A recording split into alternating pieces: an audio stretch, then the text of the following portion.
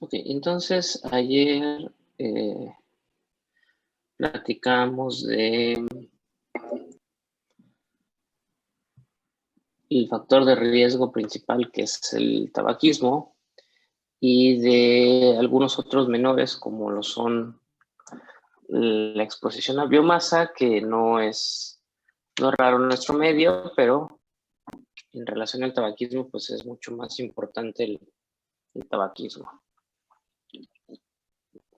Y así como hablamos de cuadro clínico o un síntoma cardinal en asma, que les dije cuál es.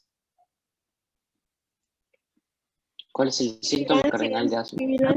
Sibilancias. Así es, las sibilancias. En el EPOC, el síntoma cardinal va a ser la disnea. El paciente de EPOC siempre va a tener síntomas como tos crónica, que cuando revisamos la semiología de la tos decíamos que esta iba a ser predominantemente matutina. Y esto se debía a la destrucción de los cilios y de las estructuras de movimiento y aclaramiento ciliar, y entonces por la noche las secreciones se suelen acumular en la vía aérea y a lo largo de la noche se acumulan, y entonces en la mañana lo primero que hace el paciente para tratar de sacar estas secreciones es toser. Entonces es muy común que el paciente de POC se queje o te manifieste que tiene secreciones por la mañana que pueden ser desde blancas, grisáceas o negras. A lo largo del día vuelve a formar otra pequeña cantidad de secreciones y de nueva cuenta las vuelve a expectorar. Pero lo común de un paciente con EPOC es tos crónica de predominio matutino y acompañado siempre o casi siempre de expectoración. Eso, por así decirlo, es uno de los dos síntomas más frecuentes, pero como quiera que sea, se la llevan bastante bien, no es molesto. En cambio, la disnea sí. La disnea, cuando empiezas a ver la historia natural de la enfermedad, ves que la disnea era algo al inicio prácticamente imperceptible, podía hacer sus actividades diarias, iba al súper o iba al trabajo, pero conforme van pasando los síntomas, van evolucionando en el consumo, van consumiendo más cigarros, terminan con una disnea que prácticamente, bueno, la vamos a valorar de acuerdo a la escala de MRC, pero va a ser ya discapacitante cuando llegue a un estadio 3 o incluso cuando llegue a un estadio 4. Y sobre todo esto que es característico, en reposo se sienten muy bien. El problema es justamente cuando tiene que hacer ejercicio. Entonces, disnea progresiva. La otra cosa que les decía, persistente. ¿Por qué va a ser persistente a diferencia del asma?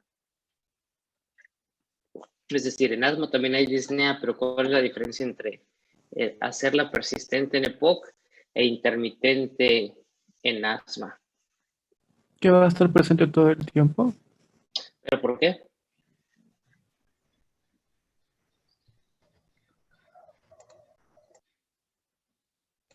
Porque en asma se puede revertir con un broncodilatador. Lo que pasa es que en el asma no hay daño estructural tan marcado, tan grave como lo que sucede en EPOC. En el asma va a ocurrir un proceso inflamatorio que va a ser reversible, y a no ser que sea algo muy seguido o muy grave, pues prácticamente no va a dejar cicatrices o no va a dejar señas. En cambio, en los pacientes con EPOC, el daño es persistente con destrucción de las estructuras celulares. Entonces, eso genera que los pacientes de EPOC tengan siempre tengan siempre disnea, y va a haber días, como lo dijimos hace un par de días, Va a haber días muy buenos, donde sí van a tener la disnea de siempre, pero va a haber días muy malos donde van a tener mayor grado de disnea. Entonces, siempre es persistente.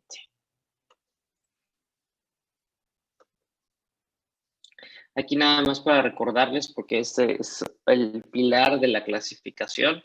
Si no lo tenemos en mente, va a ser muy difícil. Apréndansela porque evidentemente va a venir en los casos donde hagamos la evaluación. Disnea grado 1 al subir una cuesta, grado 2 al mantener el mismo paso, al mantener el paso en plano, que no pueden caminar en plano, o al caminar con personas de la misma edad. Grado 3, al caminar solamente 100 metros, no logran pasar de esa distancia. Y el grado 4, disnea de reposo o en actividades de la vida cotidiana, bañarse, cambiarse. Y bueno, vamos a tener otro cuestionario que también es importante que lo conozcan, que es el CAT, por sus siglas COPD Assessment Test. Entonces, el CAT también es importante. Digo, no les voy a pedir que se lo aprendan como tal en cuanto a si yo les pongo un ejercicio.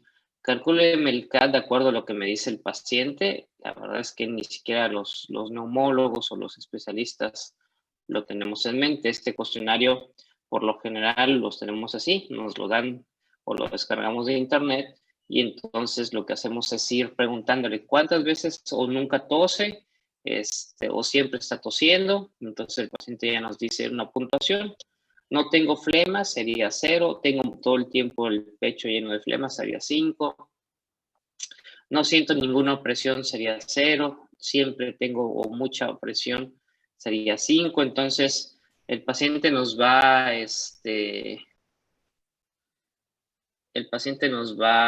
ir dando, el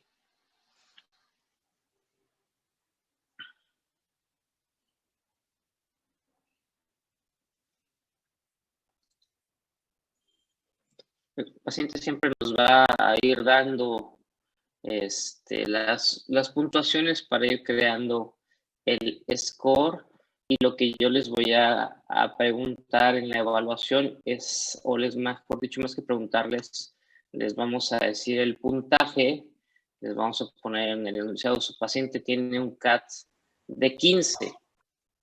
Y ya ustedes con ese puntaje van a decidir qué grado de enfermedad o qué hacen con ese puntaje. Ahorita lo vamos a ver más adelante.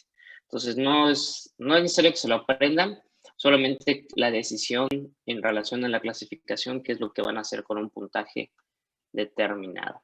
Entonces, el diagnóstico de POC se va a favorecer o se va a hacer en base a la historia de exposición de factores de riesgo, acompañado de los síntomas como disnea, sobre todo, expectoración y tos crónica, y vamos a hacer o corroborar el diagnóstico con una espirometría.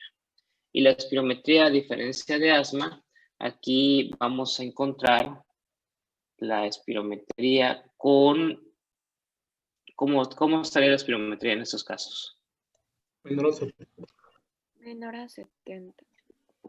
Menor A 70. menor a 70, ¿no? La relación. ¿Y qué otra característica importante? No hay reversibilidad. No hay reversibilidad. Ya están hechos, ya están súper hechos. Ya aprendieron neumología, por lo menos este semestre, porque siempre llegan al internado y se olvidan de lo que aprendieron. Es la ventaja de estar tan cerquita del semestre del internado, porque llegan al internado y les pregunto de poco y de asma, ya no se acuerdan. Les digo, pues si lo acabamos de ver hace un año, ¿cómo no se van a acordar? Pero es cierto, no se acuerdan. Espero que no se olviden. La diferencia de asma y EPOC es muy sencilla. Radica en, al menos espirométricamente, radica en el que el paciente con asma va a tener espirometría reversible y el paciente con EPOC tiene una espirometría que no es reversible. Entonces, ya que manejan ese concepto, vamos a pasar a esto. Ok, esto ya lo vimos, es espirometría. No tiene caso que nos detengamos otra vez. Y nos vamos a ir acá. Ok, entonces esto es lo complicado de la espirometría, de la clasificación, perdón, porque igual a lo que sucedía en los pacientes con asma, de solamente ocupar la clasificación espirométrica, sucedía algo muy parecido. Había muchos pacientes que por espirometría estaban muy bien, estamos hablando con un FEV1 de 60, por ejemplo, pero que estaban muy sintomáticos. O pacientes que estaban muy mal en espirometría con un 30%, 20%, y que se sienten muy bien, que hacen su vida pues, con sus limitantes, pero que funcionalmente se sienten bastante bien. Entonces, el valor de la espirometría, al igual que en la clasificación de asma, no es todo. Hay que valorar varias otras cosas. Entonces, dentro de lo que hay que valorar, va a ser en esta clasificación, en este costado les aparece el valor de FEV1 de acuerdo al valor de Gold. Ahorita lo vamos a revisar. De este lado aparecen las exacerbaciones. ¿Qué es una exacerbación? ¿Qué entenderían por exacerbación? Como un proceso agudo de la enfermedad. Un proceso agudo de la enfermedad generado por lo habitual, por alguna situación infecciosa por lo regular en EPOC. A veces tiene que ver con el cambio climático o con algún episodio emocional. Entonces, las exacerbaciones se conocen como un cambio en los síntomas diarios de la enfermedad. O sea, se incrementa la disnea, o se incrementa la tos, o se incrementa la expectoración. O cambia de color la expectoración. Si normalmente es blanca, gris, y ahora está amarilla o verde, eso es una exacerbación, seguramente de causa infecciosa. Entonces, las exacerbaciones, si se fijan, nuestro cuadrado está dividido en 4 cuadrantes, 2 superiores y 2 inferiores. Entonces, de acuerdo al número de exacerbaciones, si tiene una exacerbación, va a estar en los cuadrantes inferiores. Si no tiene ninguna exacerbación, va a estar también en los cuadrantes inferiores. Pero si tiene más de 2 exacerbaciones, y aquí hay que hacer la diferencia. Hay exacerbaciones que se llaman de atención domiciliaria, que son cuadros leves que no meritan manejo hospitalario, que serían esas a las que nos estamos refiriendo.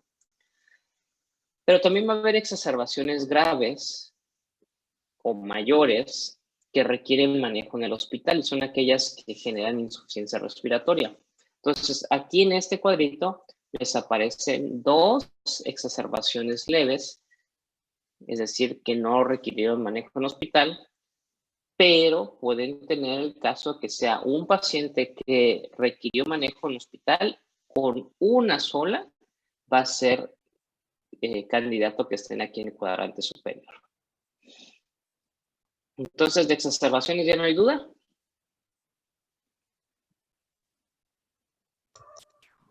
¿Ninguna? No. Ok. Y aquí lo complicado. ¿Por qué lo complicado? Porque deben de recordar los conceptos del CATS y de la MRC. Si su paciente tiene MRC de 0 o de 1, va a ir en el cuadrante superior o en el cuadrante inferior. Pero si es de más de 2, va a ir en los cuadrantes de la derecha, ya sea arriba o ya sea abajo. ¿Cómo vamos a saber finalmente en dónde va a caer el caso. Ahorita lo vamos a ver con un par de ejercicios que tengo. Y finalmente puede ser que les den MRC o pueden ser que les den el CAT, que era lo que yo les decía. El valor o el numerito, el punto de corte es de 10. Si les dan menos de, o sea, más de 10, sería de este lado. Si les dan menos de 10, sería de este lado. Entonces, ¿dudas?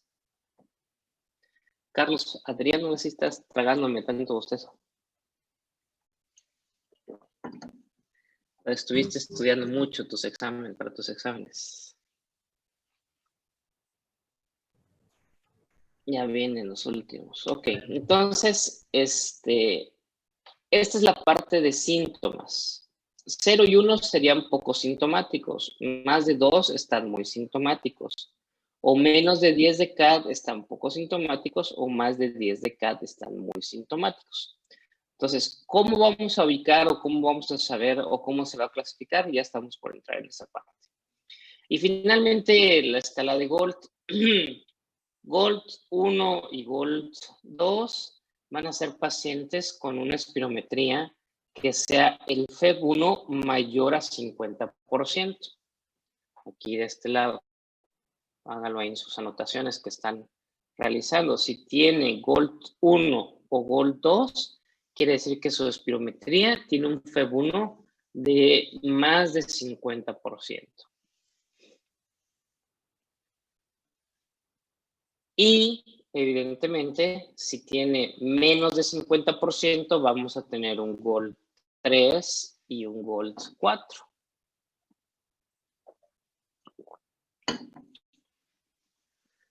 Entonces, de esa manera, el caso clínico puede traerles datos donde impliquen tener Gold, donde impliquen tener CAT, MRC o donde impliquen tener exacerbaciones. O pueden tener los 3 datos. Mínimo deben de tener 1. Mínimo. Y con 1 les va a quedar confusión porque ahorita les voy a decir, por ejemplo, paciente con diagnóstico de POC que acude a la consulta de control y tiene un CAT de 18 puntos. ¿Qué clasificación le van a dar? Ahorita les voy a poner acá para que vean cómo se clasifica. Ahí está. A, B, C o D. Así se clasifica el Gold. A, B, C o D. B. B. 18. En B. Tiene un CAT de 18 puntos. Entonces, alcanzo a distinguir B de burro. Entonces, quedaría acá. ¿Y alguien dijo D de Daniel? ¿O nadie dijo D de Daniel? No. ¿Nadie? No.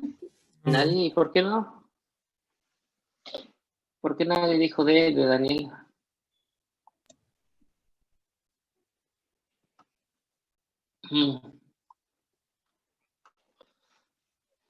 No necesariamente. Si solamente les dan, por eso les decía, si solamente les dan a dar un punto, un dato, va a ser muy difícil que puedan dejar categóricamente en alguno de los dos. Porque, por ejemplo, ahorita les estoy diciendo que tiene CAT de 18 puntos y me están diciendo B. Pero 18 puntos de CAT puede ser acá abajo o puede ser acá arriba. Porque los dos cuadrantes indican síntomas de 18. Es como si yo les dijera, tiene un CAT de 5. ¿Dónde ubican a un paciente con CAT de 5? Ay, sí. En C o en A. Ay, sí. A o C, cualquiera de los dos. Porque solo les están dando un 1. Ahora les voy a decir, tiene una escala de disnea de MRC de 3 puntos. Esa. En B o 3 D. puntos. En B. B y D. Ah, no. 3 O D. puntos sería B o sería D. Y si tiene una disnea de un punto, A o C. A o C. Les voy a decir que tiene un GOLD por espirometría de 55%. A y En A. En A, quedaría, ¿no? Bueno, en B sí es el de 18. En B. No, ahorita solamente solo es GOLD. Nada más, es el único dato que les estoy dando. C. GOLD de 55%. Entonces, A y A B. o B. A o B. A o B, así es. A o B. Nada más. Si les digo que tienen GOLD de 35%. C o D. C o D. C o D. O D. C o D, así es. Entonces, siempre, si solo les dan un solo valor, va a ser imposible que ustedes lo dejen en una sola letra. Finalmente, exacerbaciones. Tiene una exacerbación que motivó que estuviera hospitalizado. En A o B. A o B. Fue una exacerbación de hospitalización. A o No. B. Si es de hospitalización, ¿Qué? ya es la C o D, ¿no? Es la C o D de O hospitalización. D. C o D. Si fue una exacerbación de hospitalización, entonces fue C o D. Si fue una exacerbación de manejo hospitalario, C o D. C o D. una de manejo hospitalario, A o B. A o B. Ahí es donde se confunden un poquito. Una exacerbación de hospital equivale a dos menores, pues. O sea, una donde tuvo que irse al hospital es C o es D. Una que estuvo atendido en casa y que no requirió manejo hospital es A o B. ¿También? Entonces, se clasifican en exacerbaciones mayores y en exacerbaciones menores. Las mayores, con una mayor, es suficiente para irse al hospital. Y para que estén en las categorías C o en la categoría D. Y si no requirió manejo en hospital, entonces puede estar en categoría A o categoría B. ¿Dudas? Disculpe, doctor, ¿podría repetir otra veces a lo de las exacerbaciones que se me cortó un poquito el internet? Sí, es que las exacerbaciones hay que distinguirlas entre exacerbaciones mayores, que son aquellas que requieren manejo de hospital. Con una sola exacerbación mayor, el paciente, o sea, que haya tenido que ir al hospital, el paciente va a ser clasificado en C o en D.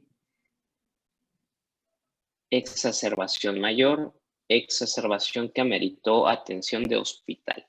C o D.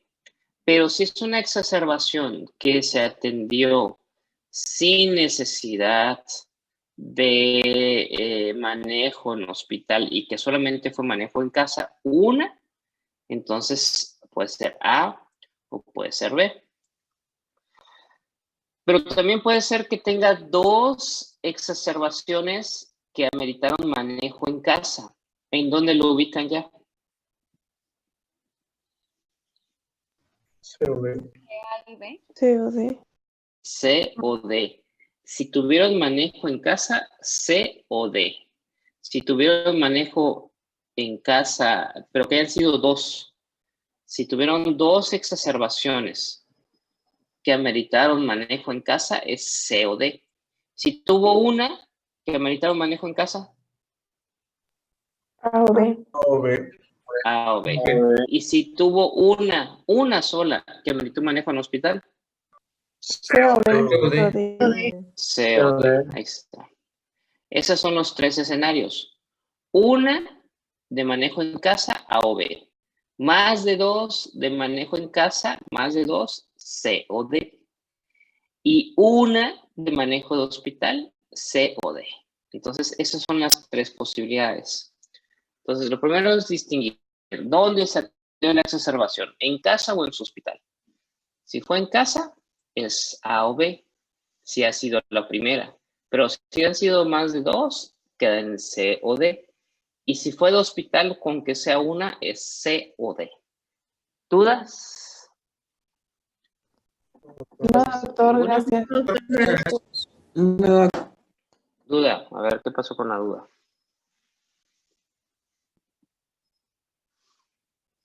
¿Qué duda fue? ¿Ninguna? No, ya le entendí.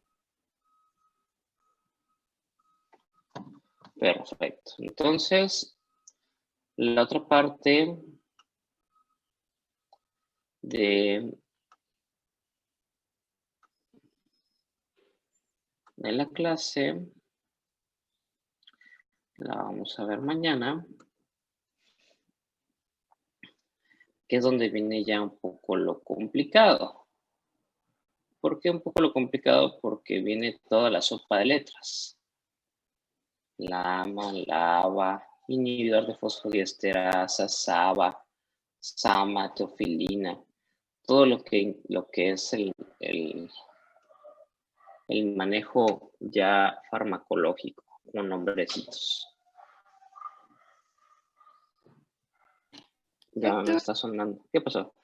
Entonces, la obstrucción que viene en el PDF no se va a usar, lo de normal, leve y moderada. Viene una clasificación ahí que no se usa. Nada más es una propuesta del autor para este libro, pero no se usa. La que se ocupa es esta que les acabo de enseñar. Gracias. ¿Alguna otra duda? No, Vamos a ver, entonces.